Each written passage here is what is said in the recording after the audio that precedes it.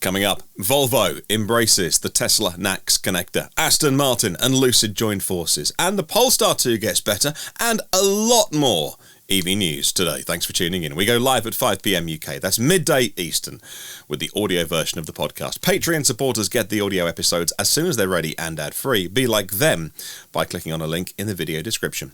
All right, let's get going with the news from Volvo, the latest automaker to agree to adopt Tesla's charge port. The North American charging standard will appear on Volvo electric models from 2025, enabling them to access Tesla's supercharger network in the US, Canada and Mexico as well. Adapters will be available for models from 2025 onwards for those who still want to use the CCS network, which is a pretty sensible way. I think everyone's going to do that because there's such an installed base of CCS1 in North America. As for over here in Europe, CCS2, I don't see that going anywhere quickly because even Tesla don't use the Tesla connector here, same as China as well. So I'm not sure that story is going to be applicable to my European viewers today, but Volvo, the latest name, following Ford, the big one, GM, Rivian, and a bunch of charging hardware providers as well. Who's going to be next? Let me know in the video comments below.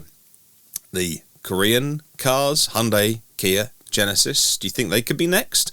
Or is it going to be a smaller car maker that falls in line with the NACS connector? I'd love to know. But is it a standard or is it not a standard? What if Elon Musk wakes up one morning and just wants to change everything? Well, the SAE, Society of Automotive Engineers, have something to say about that. After Ford, GM, Rivian and now Volvo have adopted the NACS, North American Charging Standard, which is not a standard at the minute. SAE said that they will work on a standard. They will work on cybersecurity and charging speeds and reliability, which are all the things that Tesla do really well. So I'm not sure what needs improving. Or maybe they'll run the rule over it and go, yeah, that's all good because we know it's all good. But I guess it has to become a standard, which means, you know, managing by committee and all that. Regulations will also provide access to a wider charging network because it can unlock more funding as well. So in all seriousness, it's an important thing to do, to take the Tesla connector out of Tesla's hands and make it a standard worked on by a larger group of people. I just hope they don't screw it up because the Tesla connector is better because Tesla designed it and got on with it largely out of necessity all those years ago, but also the network, the supercharger network, it's just so good because Tesla do it their way, like it or not, and so let's not screw things up, eh? Let's move on, and the Lotus Electra. The pricing, the specs, and more details now for the European launch have been revealed. The electric SUV, 3 versions hitting the market. There's base models and S models. They both have 603 horsepower, about 373 miles of range, WLTP, European cycle. Then there's a really spicy R version, 2-speed transmission like the Taycan and the e-tron GT. Almost 1,000 horsepower in that, 905, a little bit less range. You pay the price. Pricing starts at £89,500 for the Lotus Electra. They say it will make the most of 350 kilowatt DC fast chargers, as in it'll use 350 kilowatts, and at least the peak speed anyway. Dual motor, all-wheel drive powertrain, adaptive air suspension, active anti-roll bars, torque-based vectoring, 4-wheel steering, everything's being thrown at this. Moving on, and from one great British name like Lotus to Aston Martin, they've partnered with Lucid for EV technology. Now, Aston Martin weren't ever going to design all of their own. They're accessing Lucid's powertrain and battery technology for their new Aston Martin EV platform, everything from hypercars to SUVs.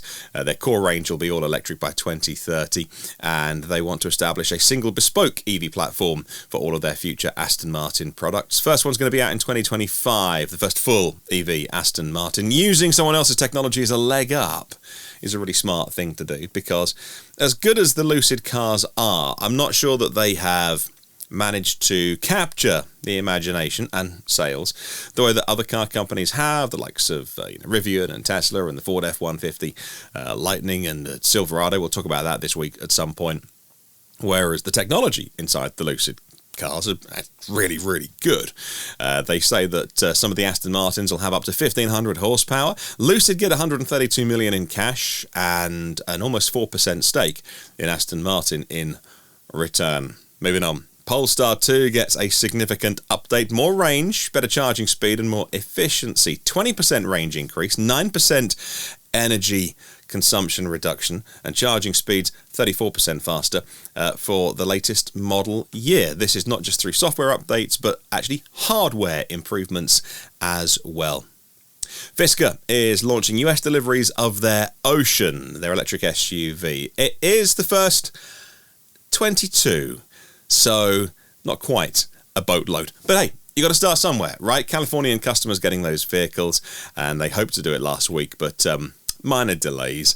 And so more deliveries over the summer. Fisker say they want to have produced 42,500 vehicles by the end of the year. The Ocean Extreme will be $69,000, have 360 miles of range on EPA, and have a 113 kilowatt hour battery pack.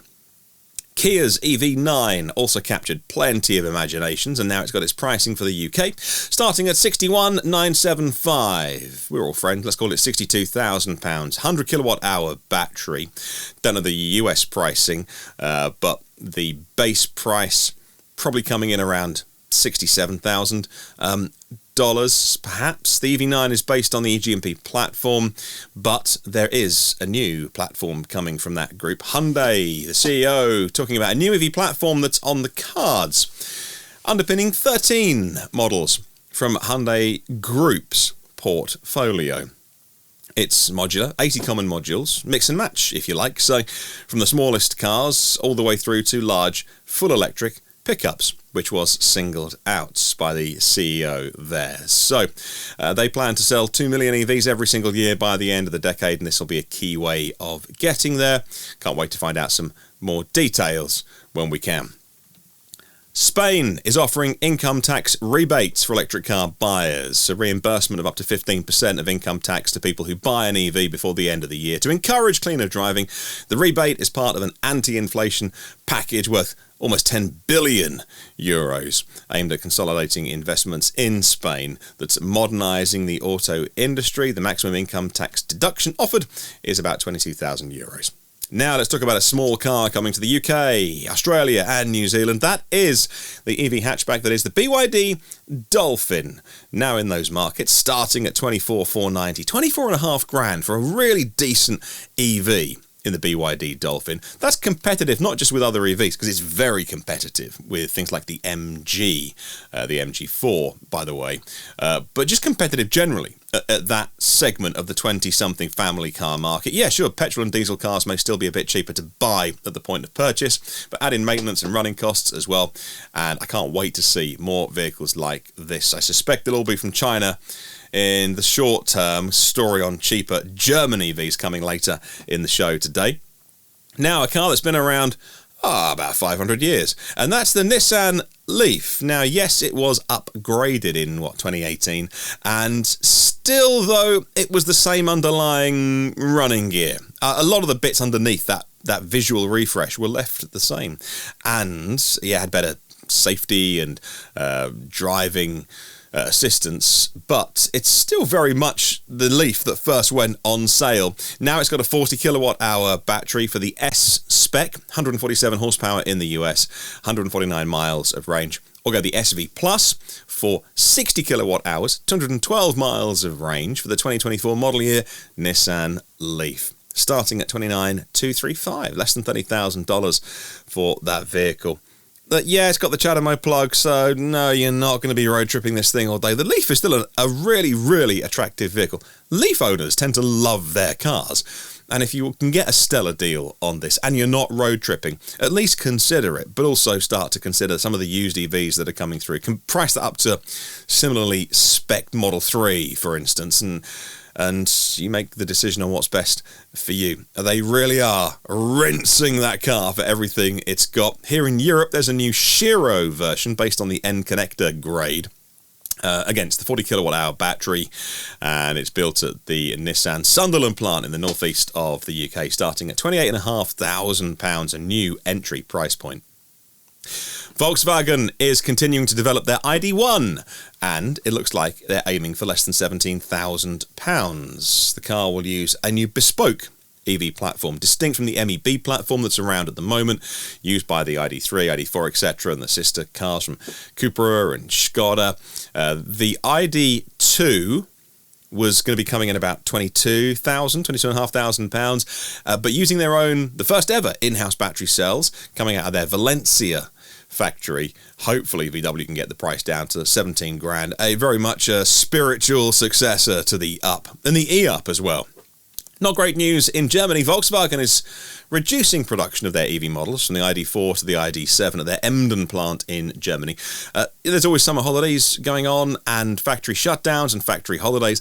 So that's been extended by a week because, according to the Works Council, a lower, 30% lower production than originally planned production number in terms of demand. That's interesting. We'll keep an eye on that.